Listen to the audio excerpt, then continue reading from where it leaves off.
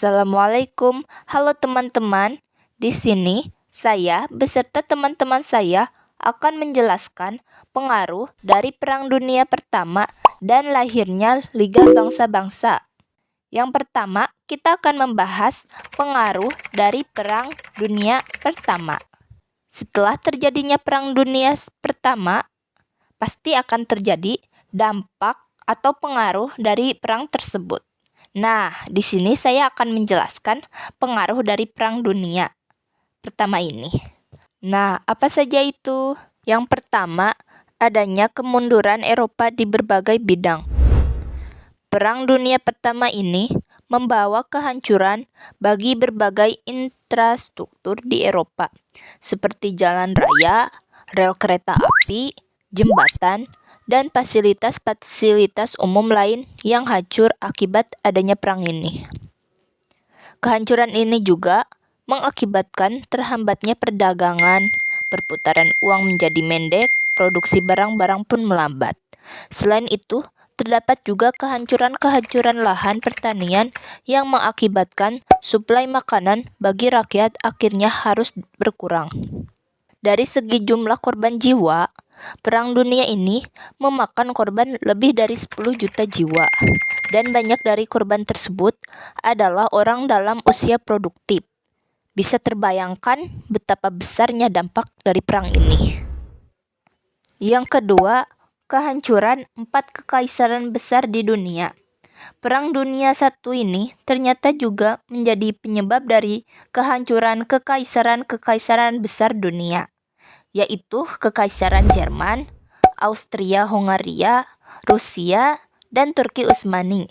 Kehancuran 4 kekaisaran yang sudah sangat tua ini juga mengakibatkan lepasnya daerah-daerah koloni mereka di kawasan Asia dan Afrika. Kehancuran 4 kekaisaran ini juga membuat munculnya negara-negara baru yang berdasarkan kebebasan tertentu. Walaupun di wilayah Timur Tengah berdirinya negara-negara baru yang terlepas dari Turki Utsmani tidak lepas dari campur tangan negara pemenang Perang Dunia Pertama, seperti Inggris yang menjadi perwalian dari beberapa negara, yaitu seperti Israel. Yang ketiga, berkembangnya ideologi komunisme. Pada tahun 1917, Kekaisaran Rusia dikudeta. Kudeta tersebut dilakukan oleh rakyat Rusia yang awalnya merupakan pihak-pihak kaum sosialisme.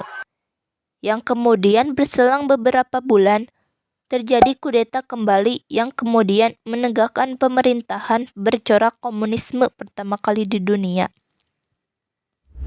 yaitu negara Uni Soviet.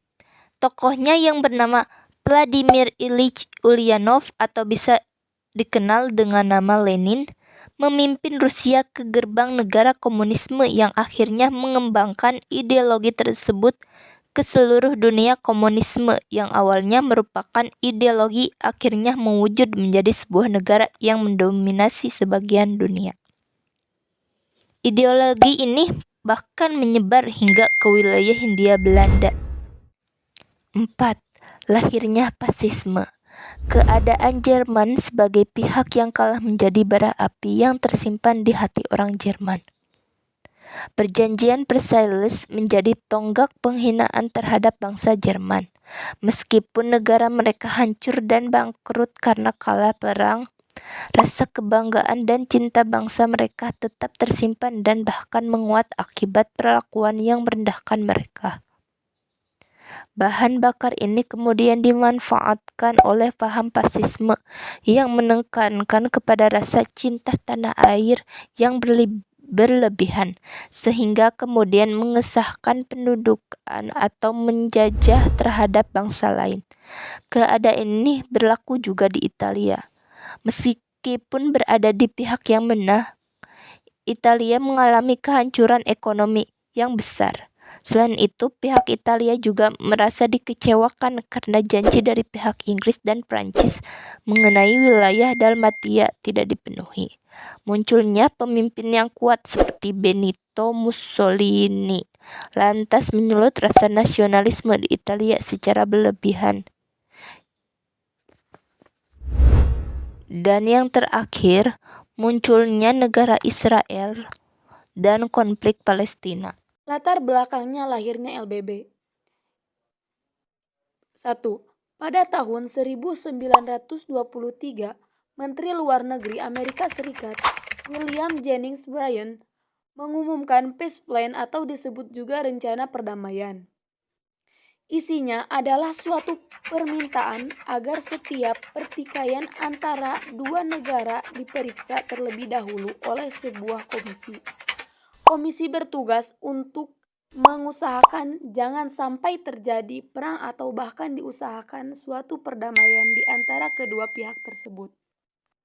Yang kedua, Woodrow Wilson mengusulkan untuk mengakhiri perang dan menjamin perdamaian dunia supaya melaksanakan Peace Without Victory yang berisi hal-hal berikut. Yang pertama, perjanjian rahasia tidak diperbolehkan. Yang kedua, semua bangsa mempunyai kedudukan yang sama. Dan yang ketiga, diadakan pengurusan persenjataan. Dan yang ketiga, Peace Without Victory. Ini kemudian menjelma menjadi Wilson 14 Point. Pada tanggal 8 Januari 1918, isi gagasan perdamaian Wilson mengandung 4 hal yang penting, yaitu 1. Pembentukan Liga Bangsa-Bangsa. Dan yang kedua, pembatasan persenjataan. Yang ketiga, perjanjian ataupun diplomasi rahasia tidak diperbolehkan. Yang keempat, setiap bangsa berhak menentukan nasibnya sendiri. Sejarah lahirnya LBB. Liga Bangsa-Bangsa atau disebut juga dengan League of Nations. Setelah Jerman dan pendukungnya menyerah kepada sekutu pada November 1918 yang menandakan berakhirnya Perang Dunia ke-1. Negara-negara pemenang perang menyelenggarakan konferensi di Paris pada 28 Juni 1919. Dan pada tanggal inilah awal terbentuknya LBB. Peserta konferensi yang menentukan adalah The Big Four. Di antaranya yaitu Amerika Serikat, Inggris, Prancis, dan Italia. Konferensi memutuskan dibentuk LBB dan menghukum Jerman seberat-beratnya. Organisasi LBB dibentuk pada tanggal 10 Januari 1920. Organisasi ini dibentuk atas usulan dari seorang tokoh penting dari Amerika Serikat, yaitu Presiden Woodrow Wilson. Organisasi ini sendiri berkedudukan atau bermarkas di Jenewa, Swiss. Antara tahun 1920 dan 1939, sebanyak 63 negara menjadi negara anggota Liga Bangsa-Bangsa. Di bawah ini adalah ke-63 anggota LBB yang pernah bergabung. Dari 42 anggota pendiri, 23 atau 24 termasuk Prancis bebas, masih menjadi anggota sampai Liga Bangsa-Bangsa bubar tahun 1946. 21 negara lainnya bergabung antara tahun 1920 dan 1937. Namun, 7 diantaranya keluar atau dikeluarkan sebelum 1946. Uni Soviet adalah satu-satunya negara yang dikeluarkan oleh Liga.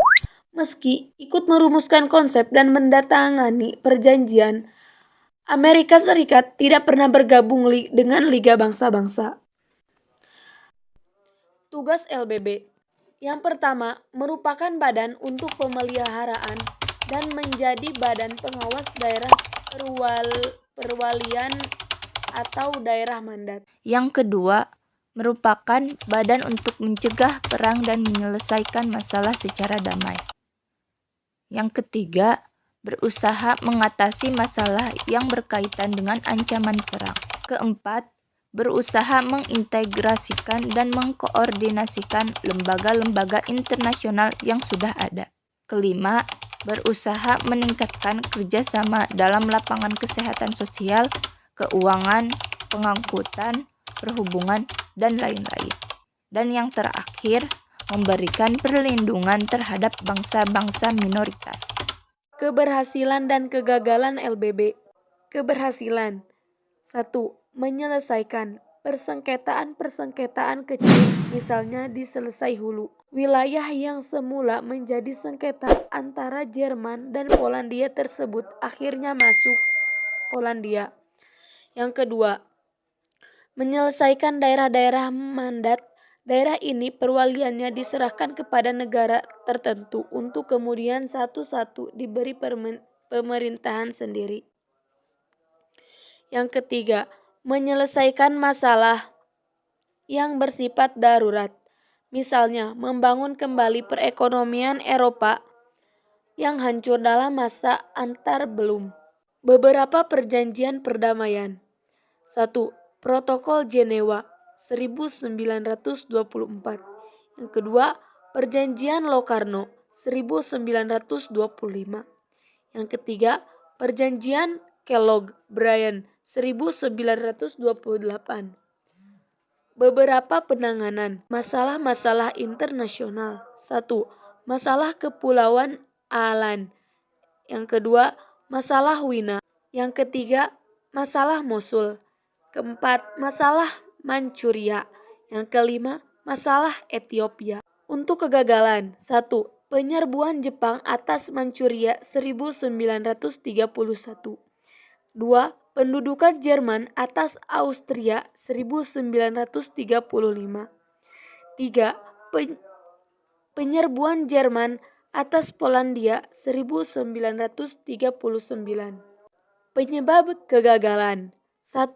Tidak mempunyai angkatan bersenjata dan bergantung kepada kekuatan internasional untuk menjaga agar resolusinya dipatuhi.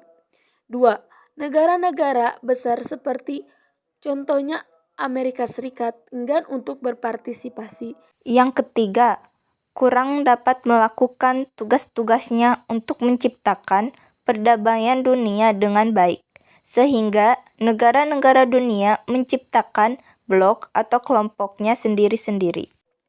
Yang keempat, tidak dimanfaatkan untuk menyatukan dunia, melainkan dimanfaatkan oleh negara-negara besar untuk mencari keuntungan sebagai alat politik. 5. Negara-negara besar berbuat semuanya tidak mematuhi peraturan yang telah dibuat. 6. Tidak dapat melakukan apapun ketika negara-negara besar berbuat semuanya. 7. Liga bangsa-bangsa didominasi atau dikuasai oleh negara-negara atau kelompok tertentu, sehingga hubungan antar anggota kurang dapat berjalan dengan baik. Tidak ada aturan yang bersifat mengikat karena semua didasarkan Atas sukarela.